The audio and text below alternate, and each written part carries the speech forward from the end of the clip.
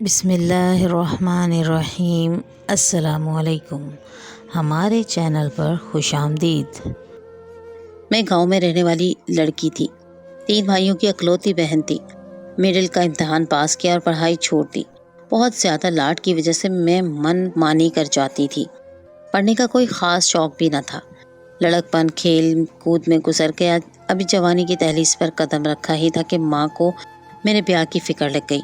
رخصت کرنے کا سوچنے لگی۔ ماں کی ذہن میں میری شادی کا خیال آیا تو ساتھ ہی انہیں مجھے گھرداری سکھانے کی فکر بھی لاحق ہو گئی تھی۔ ایک دن زبردستی ساتھ لیا اور اپنے ساتھ لے کر محلے کے ترزن کے گھر پہنچ گئی۔ میں نے بہت انکار کیا، منہ بسورا، روئی بھی، مگر اماں نے میری ایک نہ سنی اور داخلہ لے لیا۔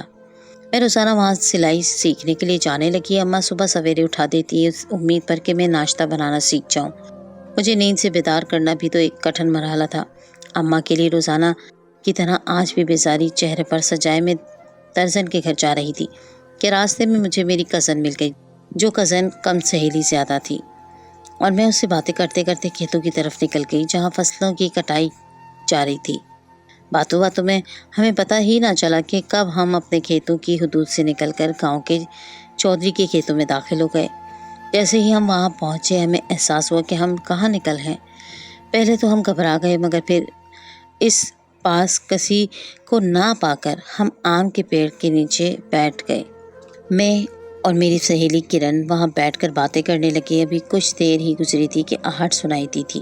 ایک دم ہمیں ادراک ہوا کہ ہمارے پاس کوئی بیٹھا ہے، نہ جانے کب سے ہماری باتیں سن رہا ہے۔ ہماری رگیں خشک ہو گئی۔ کچھ دیر بعد وہ ہمارے سامنے کھڑا تھا۔ وہ ہم دونوں حیرت سے اسے دیکھ تک رہی تھی۔ وہ بلا شبہ گاؤں کے سب لڑکوں سے بڑھ کر مردانہ وجاہت کا مالک تھا۔ ہم نے کئی لڑکوں کی زبان سے اس کی تعریف سنی تھی، مگر آج پہلی بار اسے اپنی آنکھوں سے دیکھ رہے تھے۔ ہم دونوں کو سکتے میں دیکھ کر اس نے چٹکی بجائی تو ہم دونوں ہڑبڑا کر سیدھی ہوئی اور جلدی جلدی وہاں سے نکل گئیں۔ میں اس روز سیدھا گھر آئی اور ماں سے کوئی معقول بہانہ بنا کر اپنے کمرے میں چلے گئی۔ میرا دل اب بھی تیز سی سے دھڑک رہا تھا۔ میں آنکھیں بند کر کے دل پر ہاتھ رکھ کر اپنی بے ترتیب ہوتی دھڑکنیں سننے لگی۔ آج میں ترزن کے ہاں جا رہی تھی کہ اچانک کاغذ کا ٹکڑا میری جانب پھینکا گیا۔ وہاں کوئی اور موجود تو نہ تھا۔ اس وقت سوچ اٹھایا، پڑھا، معلوم ہوا اس میں ملاقات کا پیغام تھا۔ یہ رکا چودھری کے بیٹے کی طرف سے تھا جو اس روز کھیتوں میں ملا تھا۔ وہ مجھے آج شام کھیتوں کے پچھلے حصے میں بلا رہا تھا۔ شام ابھی پوری طرح اتری نہیں تھی کہ میں نے ماں سے کزن کی طرف جانے کی اجازت مانگی۔ ماں سے اجازت لے کر میں کرن کے گھر کی طرف چل پڑی۔ اسے ساری بات بتا کر میں کھیتوں کی جانب چل پڑی۔ ابھی میں کھیتوں کے پچھلے حصے میں پہنچی ہی تھی کہ کسی کے قدموں کی چاپ سنائی دی۔ کچھ دیر میں ہی وہ میرے سامنے کھڑا تھا۔ چند لمحے تو ہم ایک دوسرے کو دیکھتے ہی رہے، مگر پھر میں نے تھوڑے سخت لہجے میں اس سے یہاں بلانے کی وجہ پوچھی تو اس کے جواب نے مجھے حیران کر دیا، مگر میں پھر بھی بظاہر ناگواری جتاتی وہاں سے چلی آئی۔ کچھ دن تک اس نے کوئی رکا نہ بھیجا تو میرے اندر بے چینی سی بھر گئی۔ آخر ایک دن میں خود ہی ہمت کر کے باغ تک پہنچ گئی۔ مجھے امید تھی کہ وہ مجھے وہاں ہی ملے گا، اور وہیں تھا تو کیا سوچا، میں تمہارے جواب کا انتظار کر رہا ہوں۔ مجھے دیکھتے ہی اس نے سوال کیا اور میں اس کی اس دن والی بات کو سوچنے لگی۔ اس دن اچانک اس کی طرف سے شادی کی پیشکش نے مجھے بوکھلاہٹ میں ڈال دیا تھا اور آج پھر وہی سوال دہرایا تھا۔ مجھے اس کی یہ بات اچھی بھی لگی کہ دوسرے لڑکوں کی طرح وقت گزاری کرنے کی بجائے اسے سیدھے زندگی بھر کے سفر میں شریک کے سفر بننے کا انتخاب کیا ہے۔ میں کیا کہوں، ہم تو ایک دوسرے کو جانتے تک نہیں، اور مجھے تو گھرداری بھی نہیں آتی۔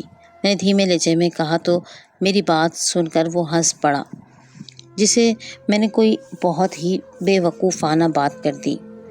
دیکھو، گھرداری سیکھ کر کیا کرنا، وہ وقت کے ساتھ ساتھ خود ہی آ جائے گی۔ ہر کام کے لیے حویلی میں نوکر چاکر موجود ہیں، اور رہی بات نہ جانے کی تو پوچھو میرے بارے میں کیا جاننا چاہتی ہو۔ یہ کہہ کر وہ سوالیہ نظروں سے میری طرف دیکھنے لگا۔ میں نے کچھ نہ کہا اور وہاں سے چلی آئی۔ ابھی کچھ دن ہی گزرے تھے کہ ایک دن میں گھر آئی تو گھر میں گہما گہمی دیکھی۔ میں ماں کے پاس گئی تو پتہ چلا کہ چودھریوں کے ہاں سے میرا رشتہ آیا ہے۔ ہم میں ان کے ہم پلہ تھے۔ بظاہر رشتے میں کوئی آڑ نظر نہیں آ رہی تھی۔ میرے والدین اور بھائی بھی بہت خوش تھے اور میں بھی خوش تھی، اگلے دن اماں ابا ان کے ہاں گئے اور اگلے مہینے کی 12 تاریخ کو میری منگنی طے کر آئے۔ گھر میں تیاریوں کا سلسلہ شروع ہو گیا۔ ماں مجھے گھرداری سکھانے کے معاملے میں اور سخت ہو گئی۔ میرا ہر وقت منہ اٹھا کے سہیلیوں اور کزنز کے گھر آنا جانا بھی کم کروا دیا۔ جہاں مجھے منگنی کی خوشی تھی، وہیں ماں کی لگائی گئی پابندیوں کی وجہ سے سخت بیزاریت اور بوریت ہو رہی تھی۔ دونوں طرف سے منگنی کی تیاریاں پرتپاک سے کی جا رہی تھی۔ ہر کوئی خوشی کے شادیانے بجا رہا تھا۔ دونوں گھرانوں میں کافی عرصے بعد کوئی شادی ہو رہی تھی۔ آج میری منگنی تھی۔ خوشی کے ساتھ ساتھ دل میں عجیب عجیب وسوسے بھی آ رہے تھے کہ نہ جانے کیا ہوگا۔ چودھریوں کے بیٹے کا نام زین تھا، جس کو گاؤں والے چھوٹے چودھری کے نام سے بھی بلاتے تھے۔ وہ شہر سے پڑھ کر آیا تھا اور اس کے گاؤں میں بہت عزت تھی۔ کچھ دن بعد میری منگنی کی رونقیں ماند پڑ گئیں تو میں نے سوچا کہ میرا منگیدر شہر واپس جا رہا ہے۔ یہ سن کر میں پریشان ہو گئی اور فوراً اسے ملاقات کا پیغام بھیجا۔ اس نے باغ میں ملنے کا کہا۔ میں سر شام ہی چادر اوڑھ کر باغ کی سمت چلی گئی۔ کچھ دیر انتظار کے بعد وہ آتا ہوا دیکھا۔ میں نے اس سے شہر جانے کی وجہ پوچھی تو اس نے حیرت سے کہا کہ کیا اس بات پر پریشان ہو؟ تو میں نے اس بات میں سر ہلا دیا تو وہ بے اختیار ہنس دیا۔ وہ ہنستے ہوئے بہت خوبصورت دکھتا تھا۔ میرے اس طرح بے اختیار ہو کر دیکھنے پر اس نے میری آنکھوں کے آگے ہاتھ لہرایا تو میں ہوش میں آئی۔ مجھے کچھ کام ہے شہر میں، 1 ہفتے کے لیے جا رہا ہوں، جلد آ جاؤں گا۔ اس نے دھیرے سے میری طرف دیکھتے ہوئے کہا۔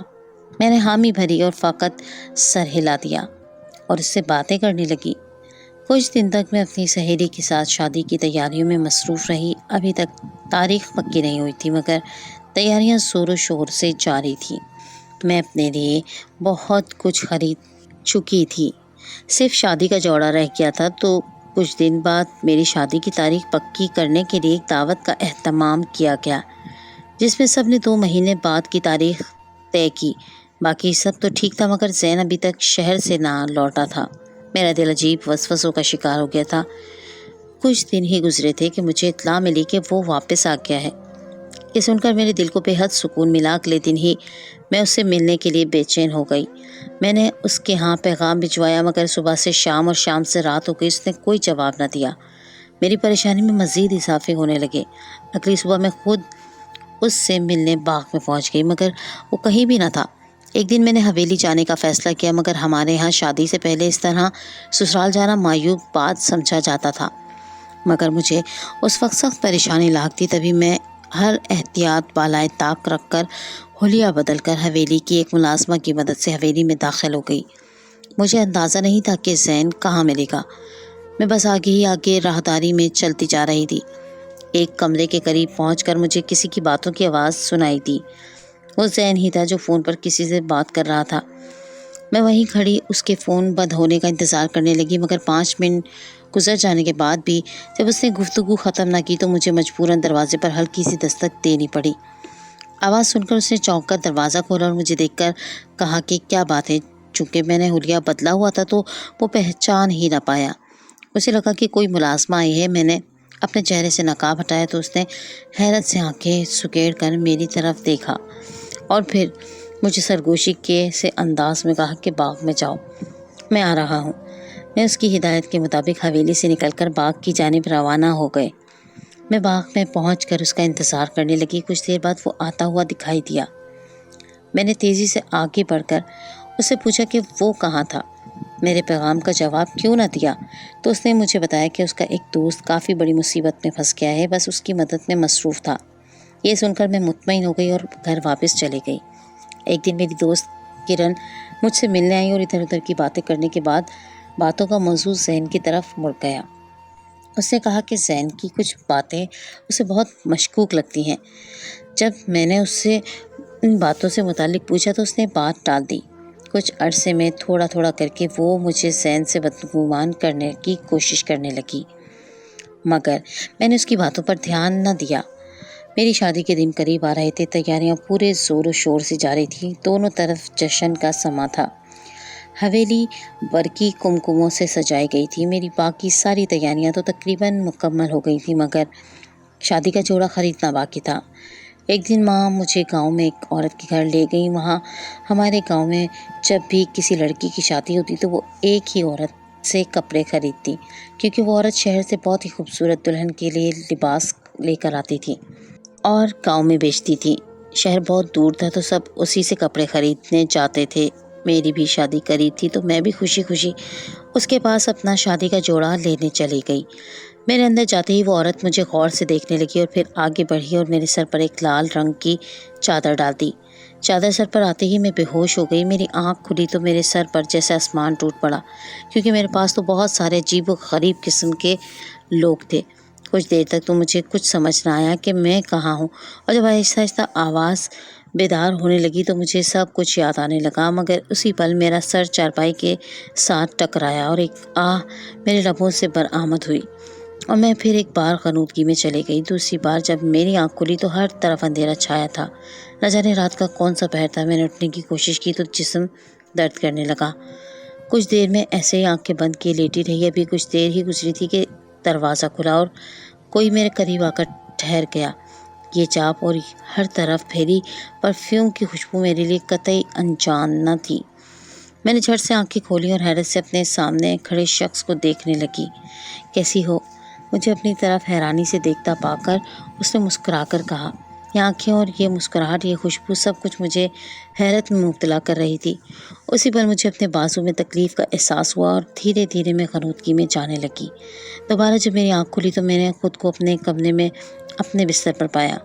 کچھ دیر بے ہوشی کی کیفیت میں رہنے کے بعد مجھے آہستہ آہستہ سب یاد آنے لگا کہ میں تو اس عورت کے گھر شادی کا جوڑا دیکھنے گئی تھی، اور اس کے بعد کے سارے واقعات میرے دماغ میں ایک ایک کر کے کسی فلم کی طرح چلنے لگے۔ میں بے ساختہ اٹھ بیٹھی اور گہرے گہرے سانس لے کر خود کو پرسکون کرنے لگی۔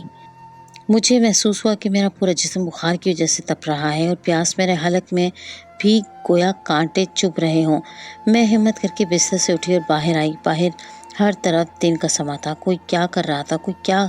اسی گہما گہمی میں ماں کی نظر مجھ پر پڑی تو وہ میری طرف آئیں اور مجھے سہارا دیکھ کر پاس پڑی کرسی پر بٹھا دیا گیا۔ کیا ہوا؟ طبیعت کیسی ہے؟ اب اتنا تیز بخار ہو رہا تھا تمہیں؟ ماں نے فکر مندی سے میری طرف دیکھنے ہوئے کہا تو میں نے محبت سے ان کا ہاتھ تھام دیا۔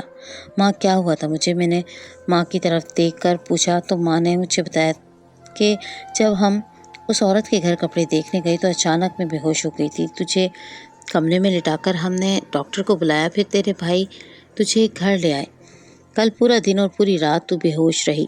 ماں نے تفصیل سے مجھے بتایا۔ میں پریشانی سے سر ہلا کر رہ گئی۔ اگلے دن میرے سسرال والے مجھے دیکھنے آئے، مگر جس کا مجھے انتظار تھا وہ نہیں آیا۔ میں عجیب کشمکش میں تھی، کس سے کہوں، کیسے کہوں؟ کیا کوئی میری بات پر یقین کرے گا؟ جو میں خود سے سوال کر کر کے تھک گئی تو اپنی کزن کرن کو بلایا۔ کچھ انتظار کے بعد وہ آئی تو مجھے دیکھ کر حیران رہ گئی۔ میں پہلے سے ہی کافی کمزور ہو گئی تھی۔ میں اسے اپنے ساتھ اپنے کمرے میں لے گئی اور دھیرے دھیرے اسے ہر بات بتا دی۔ ساری بات سن کر وہ پہلے بے یقین اور پھر پریشان ہو گئی۔ میں خاموشی سے اس کے چہرے کے تاثرات دیکھتی رہی، مگر شاید وہ بہت ماہر تھی اپنے تاثرات کو چھپانے میں۔ میں نے تھک ہار کر کچھ اور سوچنے کا فیصلہ کیا۔ اگلی صبح ماں سے باہر جانے کی اجازت لے کر میں زین سے ملنے چلی گئی۔ وہاں جا کر پتہ چلا کہ وہ شہر گیا ہوا ہے، 3 دن بعد لوٹے گا۔ 2 دن بعد اس کے آنے پر میں نے ملنے کا پیغام بھیجا تو اس نے بلا لیا۔ میں اس کے پاس گئی اور اسے ساری بات الف سے یہ تک بتا دی۔ وہ سب سن کر کچھ پل کو وہ ساکت ہو گیا، پھر اس نے مجھے تسلی دی کہ میں پریشان نہ ہوں، ہم کچھ کرتے ہیں۔ اگلے دن میں نے اپنے گھر والوں کو حقیقت بتائی تو سب نے حیرت اور غصے کا اظہار کیا۔ اگلے دن زین نے مجھے بلاوا اور کہا کہ اس نے ان لوگوں پر نظر رکھنی شروع کر دی ہے جن کی میں نے نشاندہی کی تھی۔ مجھے بے ہوش ہو کر کے خوفزدہ کرنے میں جو ملوث تھے میں ان کو اچھی طرح جانتی تھی۔ میں نے کچھ دن باہر نکلنا چھوڑ دیا، زیادہ وقت گھر پر ہی رہتی تھی۔ مجھے پہلے کچھ عرصے میں ہونے والے سارے واقعات ایک ایک کر کے یاد آنے لگے۔ میری 3 بھائیوں کی شادیاں کم عمر میں ہی ہو گئی تھی۔ میری بڑی بھابھی کافی ملنسار تھی، منجلی بھابھی معتدل رہنے والی مزاج کی مالک تھی، اور سب سے چھوٹی بھابھی جو کہ میری دوست اور کزن بھی تھی بہت ہی پیاری تھی۔ اس کی شادی کو 2 سال ہو گئے تھے اور ایک پیاری سی بیٹی بھی تھی۔ ہم سب اپنی زندگی میں کافی خوش تھے۔ मगर एक इंसान अक्सर हमारी ज़िंदगी में मसाइल खड़े करता रहता है। वो मेरी बड़ी भाभी का इकलौता भाई था, दुनिया जहाँ का निकम्मा और आवारा था, और मैं ना बड़ों का अदब करता था न छोटों की तमीज़। बस हर वक्त अपने औबाश दोस्तों के साथ वो गली के नुक्कड़ पर बैठकर लड़कियों को ताड़ता रहता था। घर वाले, मोहल्ले वाले सब उससे तंग थे। मेरा कभी बराह रास्त उससे सामना नहीं हुआ था, क्योंकि कोई भी घर में उसकी मौजूदगी पसंद नहीं करता था। बस जब उसे पैसे चाहिए होते थे तभी वो आता था, कभी किसी रिश्तेदार के घर तो कभी किसी के यहाँ। हमारा बचपन एक साथ खेलते हुए ही गुजरा था, मगर फिर जैसे जैसे वो बड़ा होता गया उसने अपने दोस्तों के साथ गलत कामों में सर डालना शुरू कर दिया। गांव के कुछ लोग ये भी कहते थे कि वो जुआ भी खेलता है। खैर, इस तरह की कई बातें उसके बारे में पूरे गांव में फैली थी। अब इस हादसे को गुजरे एक हफ्ता ही हुआ था कि एक दिन अचानक शाम में वो आ गया। मैं उस वक्त घर में अकेली रहती थी। घर वाले गांव में किसी तकरीब पर गए थे। मेरी तबीयत ठीक नहीं थी तो मैं घर पर ही रुक गई थी। इस तरह उसे अचानक देखकर मैं थोड़ा परेशान हो गई। उसके शोहरत कुछ ख़ास न थी। तुम यहाँ क्या कर रहे हो भाभी, अभी घर नहीं, बाद में आया ना। मैंने उसे जल्द से जल्द वहाँ से टालना चाहा। जानता हूँ इसीलिए यहाँ आया हूँ, मुझे भाभी से नहीं, भाभी की नंद से मिलना है। उसने दांत खिचकते हुए कहा। मेरी बात कान खोल कर सुन लो। उसे चौधरी जैन के साथ शादी के ख्वाब देखना बंद कर दो और मेरे बारे में सोचना शुरू कर दो। तुम्हारी शादी होगी तो सिर्फ मुझसे, ये बात याद रखना। वो मुझे धमकाता हुआ वहाँ से चला गया और मैं वहीं खड़ी उसकी बातों को याद करती रही। रात में जब घर वाले वापस लौट आए तो मैंने माँ और भाभी को सारी बात बता दी। ये सुनकर दोनों परेशान हो गए। अगले रोज़ भाभी ने अपने वालिदैन को सूरत हाल से आगाह कर दिया। उन्होंने उसे बहुत समझाने की कोशिश की, मगर वो टस से मस न हो रहा था। ये बात घर के मर्दों तक भी पहुंच गई और कुछ वक्त बाद जैन ने मुझे मिलने के लिए बुलाया। मैं जब गई तो उसने जो कुछ मुझे बताया मैं हैरान हो गई। शक तो मुझे पहले ही था, मगर अब यकीन का ठप्पा लग चुका था। एतबार टूट चुका था। क्या कोई इतना फरेब भी दे सकता है? उस दिन मैं बहुत बोझल कदमों के साथ घर पहुंची। जो मेरी शादी के दिन करीब आ रहे थे, मुसीबतें मेरे ऊपर टूटती जा रही थी। अभी एक झटके से नहीं संभली थी कि दूसरा शौक लग जाता। इन पे मुश्किलात से घबराकर मैंने जैन से शादी की तारीख आगे बढ़ाने का कहा तो थोड़ी सी मन्नत के बाद वो मान गया। अभी कुछ ही दिन गुजरे थे कि एक दिन भाभी के माँ बाप अपने उसी आवारा बेटे के साथ हमारे घर मिठाइयों का टोकरा लेकर आए। सब हैरान थे कि भला ये क्या नया माजरा है। बहरहाल हमने उन्हें मेहमान खाने में बिठाया और उनकी खातिर तवाज़ा का बंदोबस्त करने लगे। अभी कुछ ही देर गुजरी थी कि मेहमान खाने से ऊंचे झगड़ने की आवाज़ें आने लगी। मैं दौड़कर दरवाजे तक गई तो पता चला कि मेरे अब्बा और भाई शदीद गुस्से में चिल्ला रहे हैं। कुछ देर बाद अम्मी बाहर आई तो पता चला कि वो मेरा रिश्ता लेकर आए हैं, ये जानते हुए भी कि मैं किसी के साथ मंसूब हो चुकी हूँ और कुछ अरसे में मेरी शादी होने वाली है। वो बेटे की ज़िद के आगे हार कर यहाँ आ गए। इस वाक़ये के बाद अब्बा ने मेरे ससुराल वालों को बुलाकर सुलह मशवरा करके मेरी शादी के लिए ठीक अगले हफ्ते की तारीख पक्की कर दी। ये सब अचानक हुआ था, मुझे कुछ समझ नहीं आ रही थी। शादी इसी टेंशन ज़दा माहौल में हुई। ये मेरी शादी के तीसरे दिन की बात है कि मैं अपने मैके आई हुई थी कि एक दिन अचानक वो वहाँ आदम खा। भाभी सो रही थी और घर के मर्द बाहर थे। मैं उसे वहाँ देखकर परेशान हो गई। वो कुछ देर तो मुझे घूरता रहा और फिर वहाँ से चला गया। मेरी ज़िंदगी सुकून में गुजर रही थी कि एक दिन एक मुलाजमा ने कहा कि आपसे कोई मिलने आया है। मैंने उससे कहा कि उसे मेहमान खाने में बिठाओ, मैं आती हूँ। कुछ देर बाद जब मैं वहाँ दाखिल हुई तो वहाँ किरण को देखकर हैरान रह गई। अगले ही पल मेरे अंदर एक नफ़रत की लहर आई। मैं तेज़ी से उसकी तरफ बढ़ी। तुम यहाँ क्या कर रही हो? मैंने सख्त लहजे में उससे पूछा। सब्र में बताती हूँ, प्लीज़ मुझे माफ़ कर दो, मुझसे बहुत बड़ी गलती हो गई। उसने रोते हुए माफ़ी मांगनी शुरू कर दी और फिर कहना शुरू किया कि देखो, मैं ज़ैन से बहुत मोहब्बत करती थी, मगर जब मुझे पता चला कि तुम्हारी उससे शादी हो रही है तो मुझे तुमसे बहुत नफ़रत महसूस होने लगी। फिर एक दिन मुझे तुम्हारी भाभी का भाई मिला। उसकी बातों से मुझे अंदाज़ा हुआ कि वो तुम्हें पसंद करता है और ज़हीम से तुम्हारी शादी तय होने पर काफ़ी गुस्से में है। मैंने भी जलती पर तेल छिड़कने का काम किया। मैंने उसे वरगलाना शुरू कर दिया और फिर मैंने तुम्हारे कज़न के साथ मिलकर एक प्लान बनाया। मेरे भाई को तुम्हारे कज़न ने उस काम के लिए काफ़ी पैसे दिए और इस औरत को भी, जहां तुम शादी का जोड़ा देखने गई। थी। हमारा मंसूबा तुम्हें अगवा करके रखने का था, मगर तुम्हारी माँ की वहाँ मौजूदगी की वजह से सब तबाह बर्बाद हो गया। मगर उस दिन के बाद से मेरी ज़िंदगी से खुशियाँ रूठ गईं। मैं चाहती हूँ कि तुम मुझे माफ़ कर दो ताकि मैं सुकून से जी सकूँ। उसकी बातें सुनकर मैंने अफसोस से उसे देखा। उसके भाई को तो मैं उस दिन होश में आने पर उसके परफ्यूम से पहचान गई थी, क्योंकि मैं अक्सर राबिया के घर जाती रहती थी। उसके भाई को भी मैं जानती थी। वो हमेशा एक ही परफ्यूम इस्तेमाल करता था और बाकी ज़हीम ने तहकीकात करवाकर पता लगा लिया था, मगर हमने कभी उन्हें बदनाम करने या बदला लेने का सोचा नहीं था। मैंने किरण को वहाँ से जाने का कहा और ख़ुद अंदर की तरफ बढ़ गई, क्योंकि मैं ज़िंदगी में मैंने इससे दरगुजर तो कर भी दिया, मगर एतबार कभी नहीं कर पाऊँगी। किसी की बेएतबारी के साथ जीना सबसे मुश्किल और सब्र आज़मा काम है, और ये काम ही अब उन तीनों को करना था।